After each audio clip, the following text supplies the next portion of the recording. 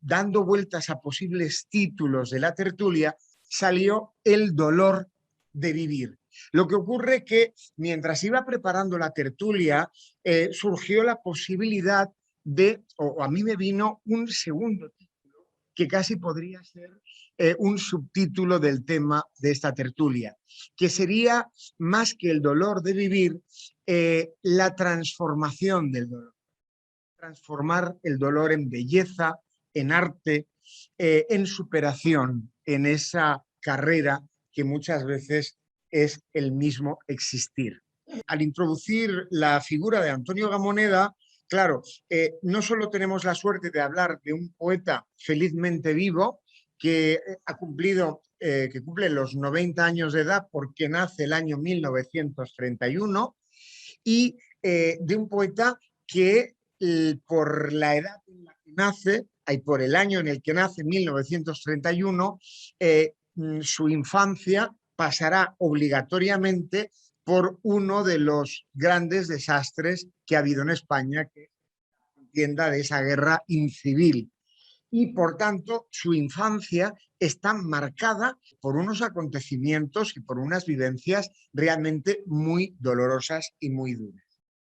Yo voy a manejarme con la reedición de la obra de Antonio Gamoneda bajo el título Esta luz, una reedición que ha sido a cargo de Jordi Doce, el gran poeta compañero de Marta Agudo, y a quien tuve también la suerte de poder ver hace unos días cuando surgió el título de la tertulia. Dio además la casualidad, como ocurren esas maravillosas coincidencias que son esos hilos invisibles que se producen en el tiempo y que unen cosas que están allí porque han de producirse, y es que mientras estamos hablando de la posibilidad de hacer esa tertulia, pues Amelia Gamoneda pues llama a Marta y le dice, oye, pues mira, justamente vamos a hablar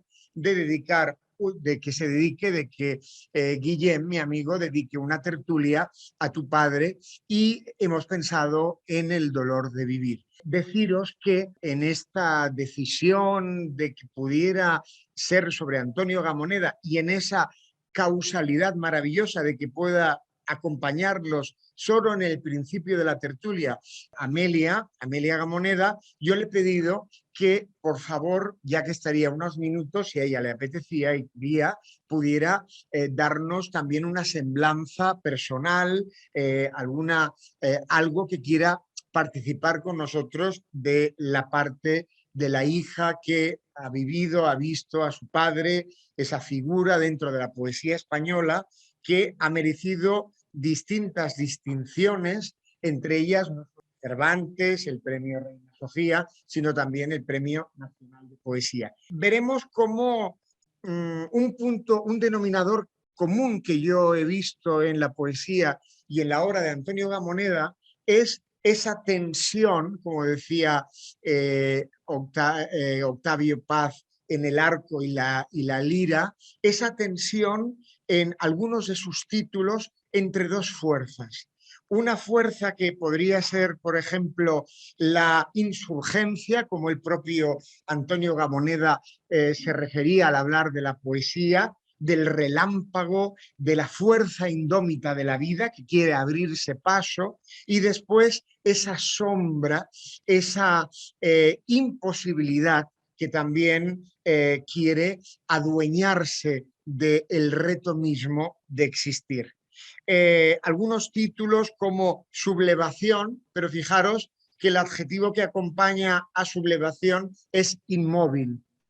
La palabra canción, otro título, canción errónea, va acompañada de la palabra errónea. Y vemos, por tanto, como algunos de sus libros basculan entre esas dos fuerzas a las que me referiré cuando vaya hablando, cuando vaya refiriéndome y cuando vaya recitando algunos de sus libros.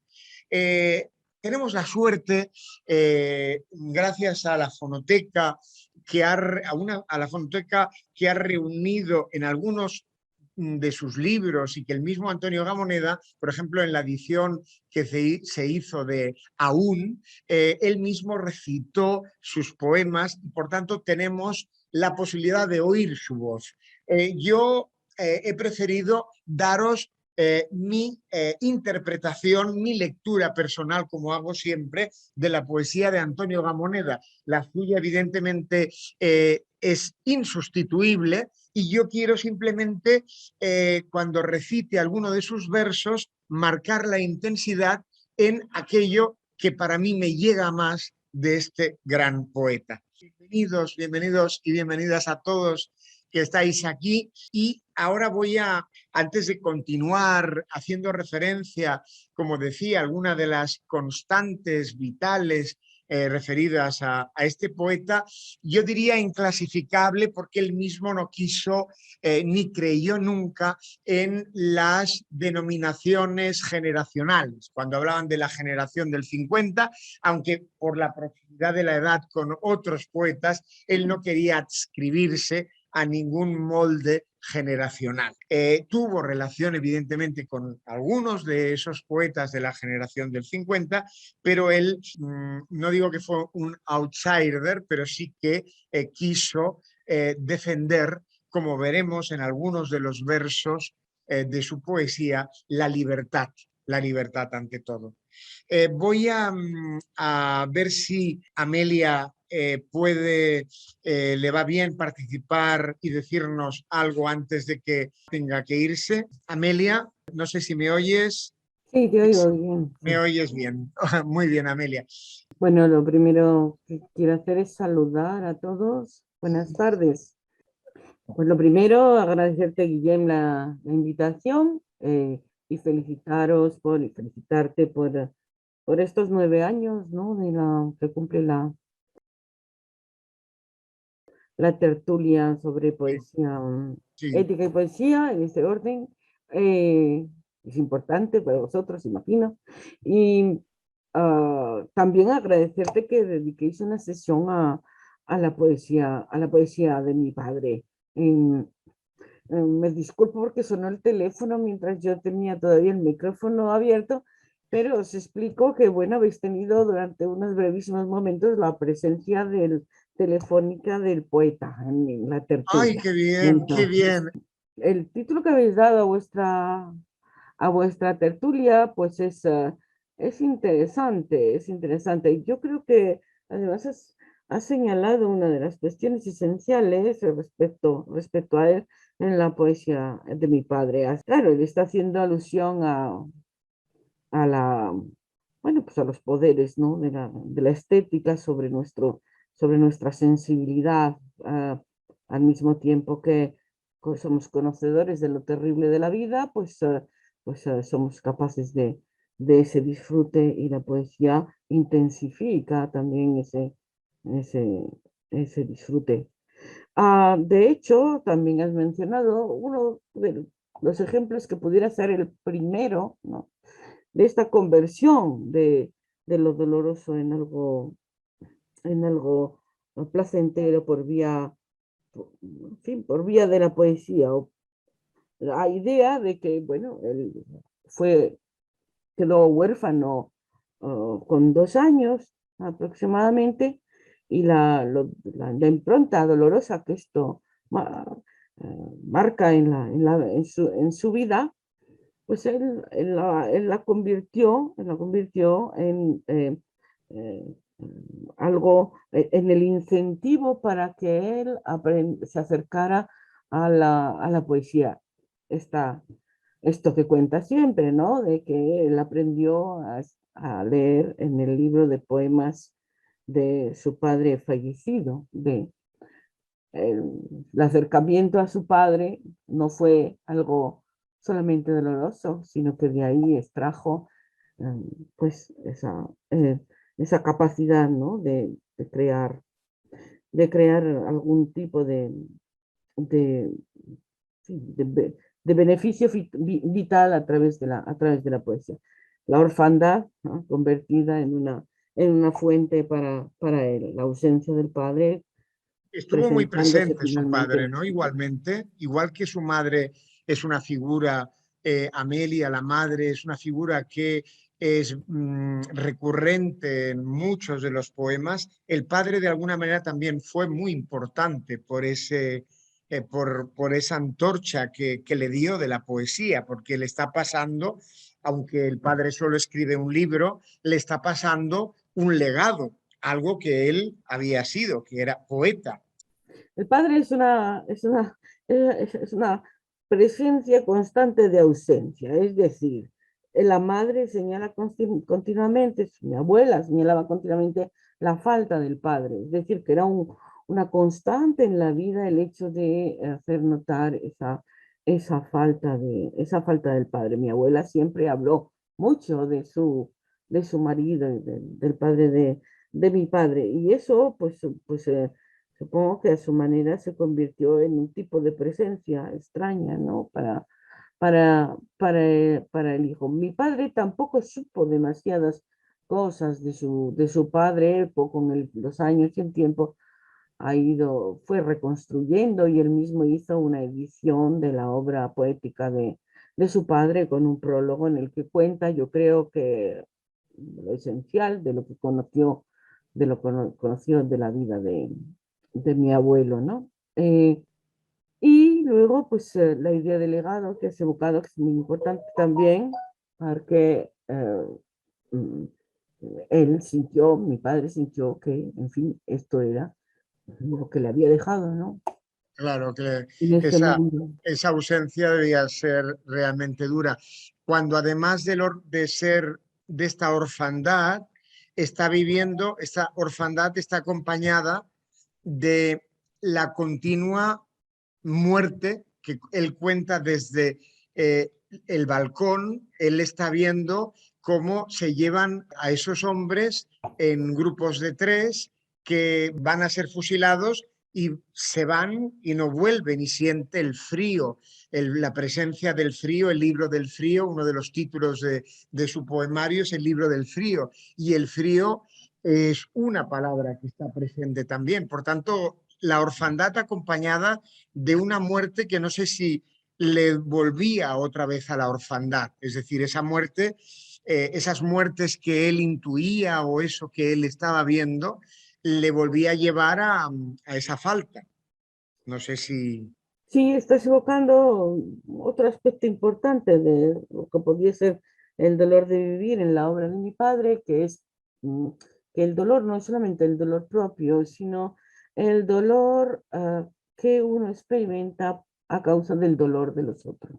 Exacto, el dolor La ajeno. relación, la relación con el dolor que tenemos en general, ¿no? Los humanos muchas veces pasa precisamente porque percibimos el dolor de los otros. Y creo que esa es una impronta fuerte, una presencia también fuerte, hay un gran desarrollo de ese aspecto en toda la obra de mi padre, tanto en la poética como en la obra de narrativa autobiográfica.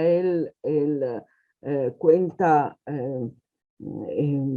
cuenta la primera parte de sus memorias, el primer libro de sus memorias, un armario lleno de sombra, pues está sencillamente lleno de episodios que uno podría calificar de dolorosos, unos propios y otros que son los del aprendizaje del dolor de los otros.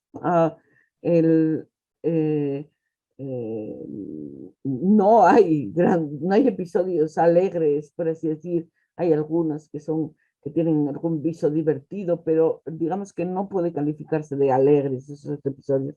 Y el segundo volumen de las memorias, La pobreza, pues desde su título está diciendo una condición particular de él durante su juventud esencialmente y su infancia naturalmente, pero también la condición de los que le rodeaban, ¿no? De las personas de esa sociedad de aquella época que esencialmente estaba llena de privaciones. Entonces, pues es también eh, esa pobreza pues engendra dolor alrededor.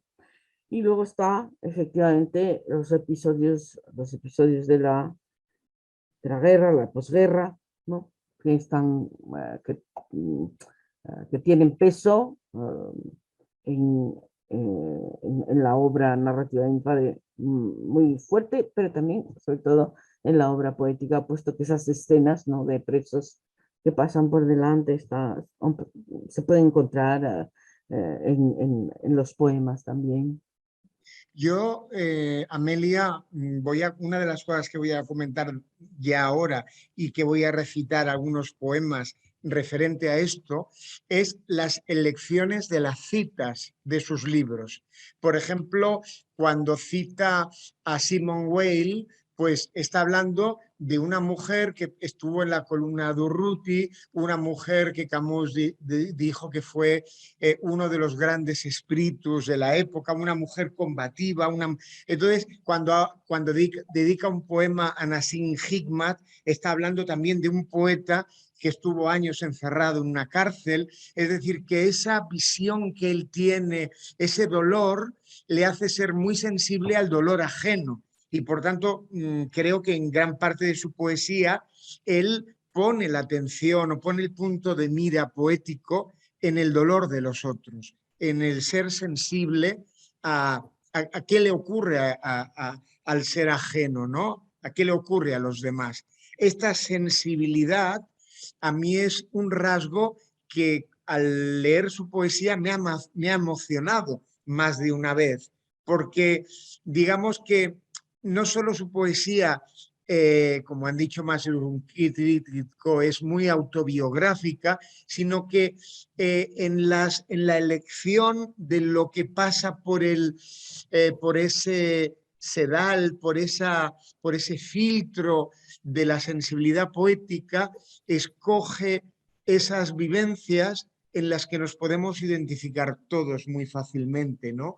Como las traiciones que nos hacemos a veces a nosotros mismos, como las promesas que no cumplimos, como los miedos que hemos tenido que mantener con nosotros porque mostrarlos a los demás suponían una manera de mostrarnos vulnerables. Entonces, esta humanidad en la obra de tu padre, de Antonio Amoneda, a mí es la que me llevó a pensar en hablar de él dentro de Ética y Poesía, dentro de esta tertulia, ¿no? Y su figura y el participar en proyectos como ese proyecto pedagógico que seguía la sombra de Giner de los Ríos, de la Fundación Sierra Pamley, o sea, esos proyectos que iban en ofrecer algo que, por ejemplo, él no tuvo, porque él tuvo que estar con los agustinos, en donde explica en el libro cómo lo trataban, cómo él se sintió que querían avergonzarle en su pobreza y él decidió que no quería tener que vivir ese insulto, ¿no? Ese insulto personal. Entonces, no sé, si quieres añadir algo respecto a esto que estoy comentando. No, creo que tú has abierto un poco la pluralidad del concepto del dolor de vivir, ¿no? En lo que anida dentro de él, sentimientos que son muy a menudo, que tienen otro nombre, que son, por ejemplo, el del miedo, ¿no? Eh, el del miedo, la,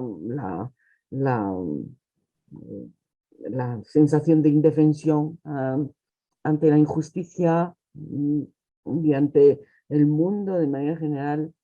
La vergüenza también, ¿no? La vergüenza, eh, la, el ser víctima de crueldades, en fin, todo eso. Hay Hay todo un crueldades abanico, muy ¿no? fuertes en el libro, ¿eh?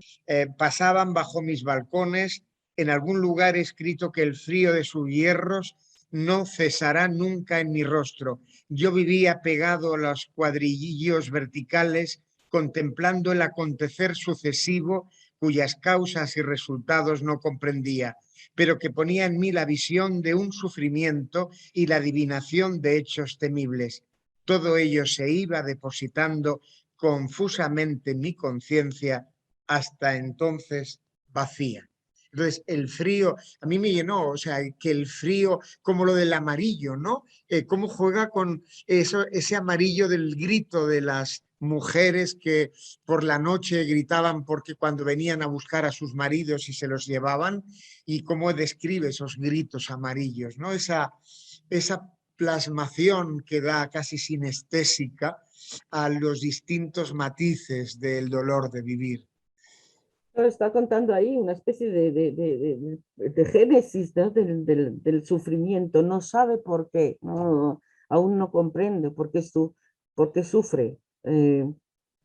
Esa es quizás la forma infantil, ¿no? La forma ah, incluso de descubrir que existe el sufrimiento en el mundo y él la cuenta de esa manera.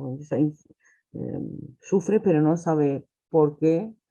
Evidentemente, el trasfondo y el tiempo han revelado claramente por qué era, ¿no? La adivinaba esa muerte de esos hombres que iban hacia San Marcos y no volvían. Pero hay una idea de un sufrimiento sin que se conozca la causa, que también es muy importante, porque es el sufrimiento en el que uno está más desasistido, por así decir. Es el sufrimiento más puro, ¿no? El de los niños, el de los yo qué sé, de los locos incluso, ¿no? Sí, sí. El de los seres más, por así decir, inocentes, ¿no? Menos culpables, ¿no? Y es quizás el más duro, el sufrir y no saber exactamente por qué y aprender a adivinarlo, no sé, esa entrada en la vida es una segunda entrada en la vida, la del conocimiento del dolor. Ah, creo que está en la intención de mi padre contar esa, esa entrada, ¿no? En ese conocimiento del dolor desde el no conocimiento que expresa. Oye, pues muchas gracias. Mira, quería antes de que, bueno, puedes continuar, contentísimos de que nos continúes estando con nosotros. Yo quería recitar un poema del inicio, un poema muy breve, como punto de salida, que está en los primeros poemas en la página 34 de esta luz, del primer volumen, y que dice, nadie me ha enseñado una lágrima, no he sentido latir en mi garganta al ruiseñor sangriento de la luz. Una vez dije, ven Dios, ven a mis labios, ven a mis ojos y a mi sed. Y Dios solo era verdad en el silencio. Ese Dios, ¿no? Que es verdad en el silencio, recordando a Machado, ¿no? A esos proverbios y cantares de y soñé que Dios soñaba, ¿no? Pues Bueno, pues muchísimas gracias por esta lectura de este poema y bueno, yo voy a saludo ahora a todos de acompañarles nuevo. una horita más así recitando poemas que van desde el primer volumen hasta el final.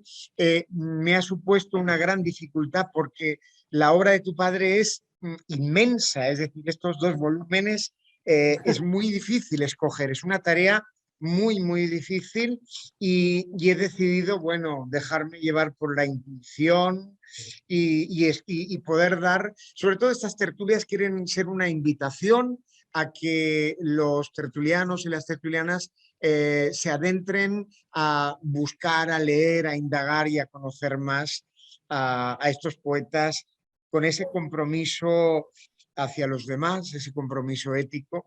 Y bueno, y por tanto encantadísimo y te agradezco mucho que hayas Sí, encontrado un hueco para acompañarnos, porque tener tu testimonio, pues es importante.